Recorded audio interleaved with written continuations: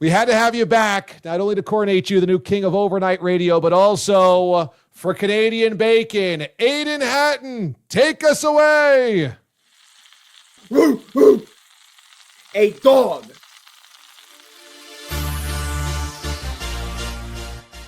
Well, D.A., this is no prank call. This is no smoke screen. D.A. was on the clock with the number 1 overall Canadian Bacon draft pick and decided to call up Pat Boyle, the dog of dogs, the king of Canadian Bacon. And he said to me, "Is your rain still ever so salty?"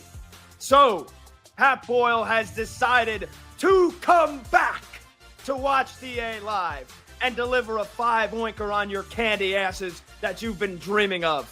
A Canadian Bacon that you didn't even know you needed, but one that you subconsciously dreamed of in your sleep. And like Freddie Krueger, I am your nightmare. I am your dream. So let's descend upon the Stanley Cup Playoffs like Jack Olbricht descended upon his dad's iPad.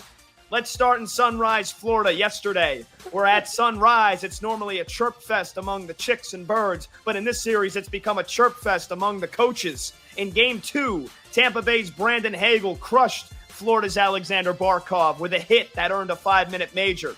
Panthers coach Paul Maurice said after the game, "The only players we hit are the ones that have pucks." In this game, Matthew Tkachuk returned the favor on Tampa Bay's Jake Getzel, putting him in a pretzel, prompting Lightning coach John Cooper to say afterwards, "The only players we hit are the ones with pucks." Touché, gentlemen, like a middle school cat fight.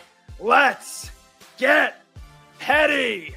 First period, Matthew Tkachuk put the puck behind Vasilevsky, who must have thought he was Vaselinevsky because it slid right past him. But that was the only purring the Panthers would do. Braden Point was on point later in the period, getting a point by a virtue of a goal to bring the Lightning even. The lone goal in the second period came from Nick Paul, a dude with 2 first names, and the misfortune of sharing the last name as those losers Jake and Logan. And that had the Lightning thinking they could strike twice in one spot.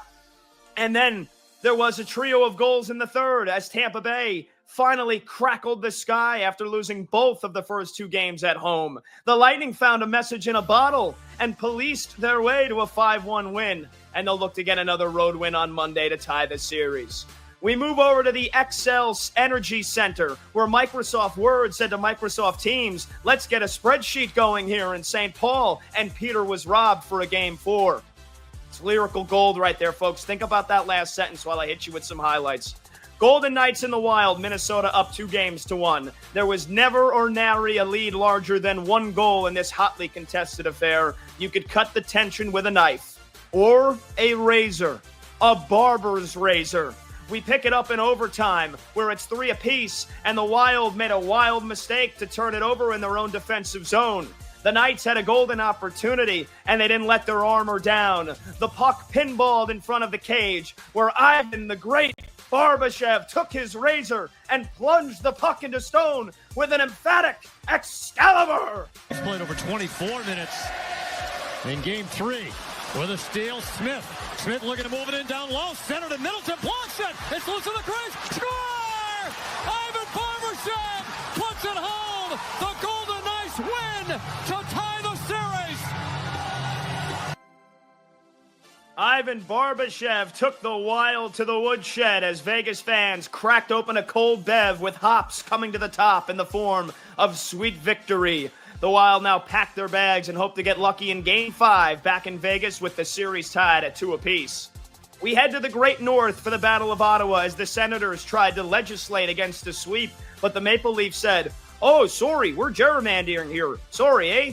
On the brink of elimination, Ottawa watched as the Maple Leafs flipped the house from 2 goals down and then flipped the Senate in the last 6 minutes of the game, erasing another deficit to tie the game at 3 goals all. That meant free playoff hockey and a search for an overtime ending man. With less than 3 minutes to go in the extra period, legs growing weary, Canadians growing thirsty for more Molsons or Labatt or even La Fin du Monde, somebody came up with the Fin de Game. As the puck bounced off the boards, Ottawa's Jake Sanderson turned into Jake the Snake and slithered over to throw the puck on net. and it caught Toronto's Anthony Stolarz off guard. They declined his card, and Sanderson laughed to the bank as Senator fans screamed, "Sing us a song! You're the overtime ending man!" It goes off the shoulder of Stolarz, which means it was about 7 feet high. Oh, Sanderson with a shot, scores!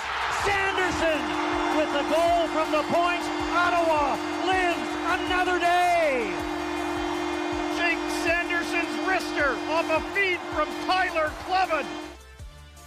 The Senators adjourned for recess. They vetoed the sweep, but now packed their bags for a short trip to Toronto, where the Leafs will hope to pour maple syrup on top of a fourth win and a series clincher on Tuesday. Finally, we head to Ball Arena, where the 2022 holders of Lord Stanley's Cup, well, their cup had runneth dry after losing the last two games, and the Stars were looking to shine bright like a diamond. But the Avalanche found love in a hopeless place, jumping out to a 2-0 lead after the first period. We picked things up in the second, where Gabriel Landeskog was just hoping to play some good hockey. After all, the last game, Game 3, was his first NHL action in 3 years after devastating setbacks from knee injuries. But sometimes you have to look through the fog to see the light. And Landeskog navigated through the smog of Stars defenders before taking the bull by the horns and the lamp by the log. And he said, "Let there be light." Brock Nelson trying to make it not matter. Nelson, the need for speed. Landeskog! Yeah! Oh, Captain! My Captain! Welcome back, Cap! Gabe Landeskog! It was a captain clapper as Landeskog tied the series at 2 games apiece. And that, DA, is your Canadian bacon. Oh, my God. There's only one score we can give him. Aiden, give him the 5 oinker. Do what's right. Give him the 5 oinks, for crying out loud.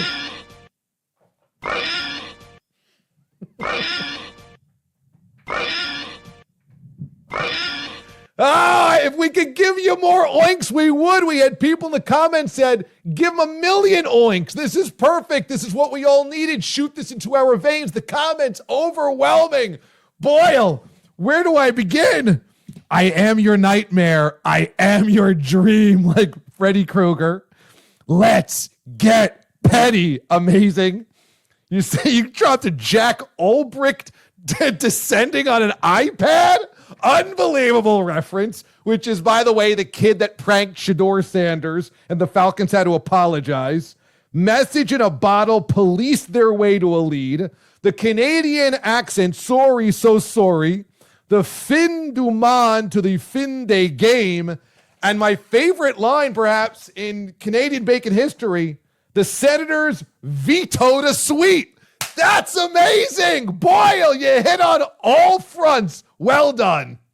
Thank you, DA. I got some nostalgia writing up that script, and I had to pour everything I had into it, man. It was a little long, as they normally are when I do them, but hopefully you were able to kind of follow along as best as you could.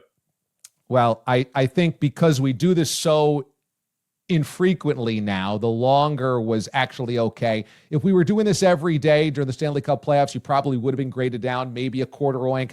You know, look, Bellotti was a tough grader, but he always loved your Canadian bacon, specifically also to Raz Mraz. So he might have given you a 4.75.